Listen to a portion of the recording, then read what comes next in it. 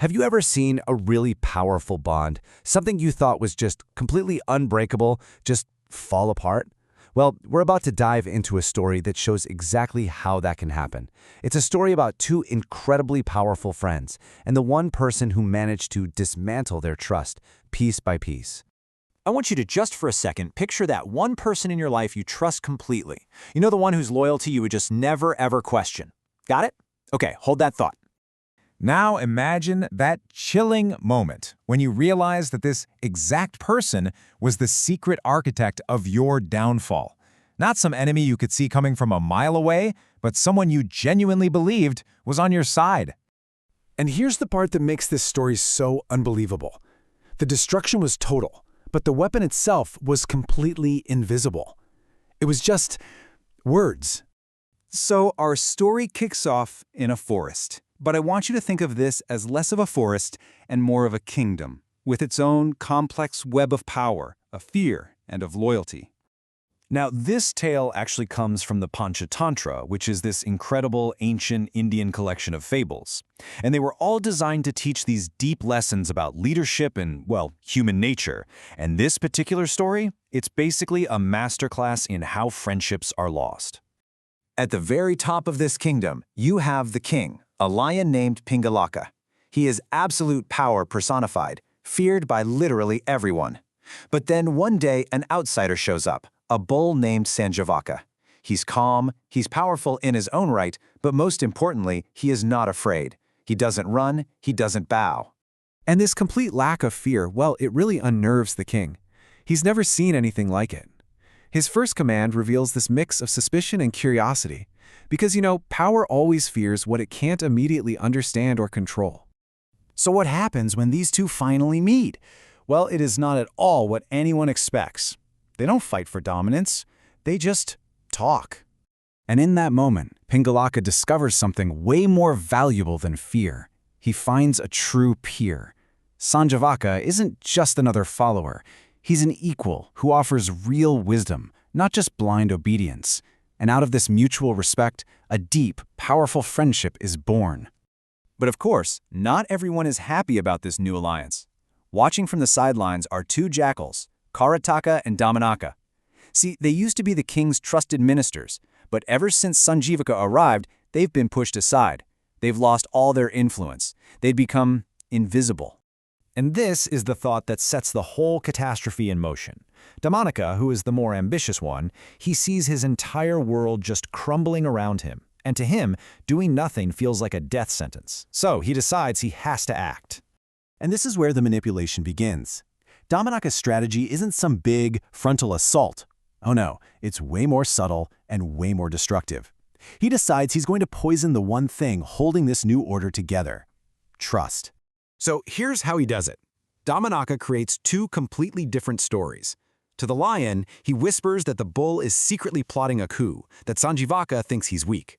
And then he goes to the bull and warns him that the lion is getting paranoid and sees him as a threat. He so masterfully turns their own strengths, the lion's pride, the bull's caution, against them.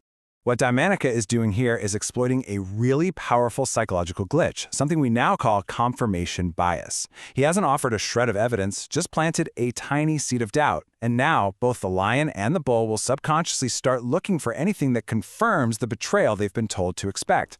Once that seed of doubt is planted, it really doesn't need much help to grow. The foundation of their entire friendship, open communication, it just starts to crack under the weight of all this new suspicion.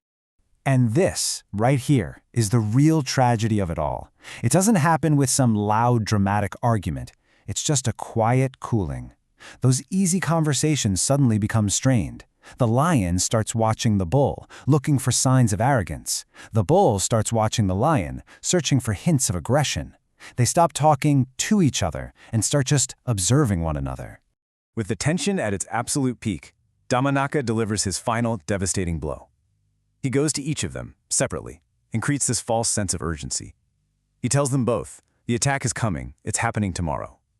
This lie just completely removes any chance for them to talk or fix things. It forces a confrontation. And so, the inevitable happens. The lion, convinced he's acting in self-defense to save his throne, attacks first.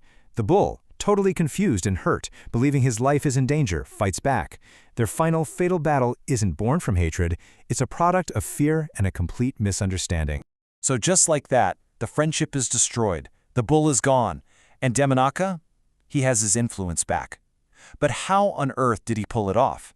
Let's actually break down the playbook, because believe me, these tactics are timeless. Let's look at Damanaka's 5-step process. First, he identified the threat to his own power, which was the friendship. Second, he weaponized the trust that both the lion and the bull had placed in him. Third, he completely controlled the flow of information, making himself the single source of truth. Fourth, he created that false urgency to force their hand. And finally, number 5, he mixed his lies with just enough truth. You know, the lion's pride, the bull's strength, to make the whole deception seem plausible. And this is the question that just hangs over the entire story, right?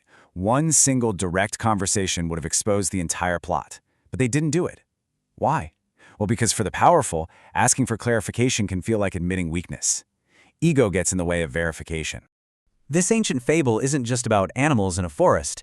It's really a blueprint for manipulation that plays out everywhere, even today. But the good news is, the story also holds the key to defending yourself against it. I mean, just think about it. At your job, a colleague whispers a concern about a teammate, and suddenly your boss's entire perception shifts. In a business deal, one partner hears a rumor about another, and all the trust just collapses.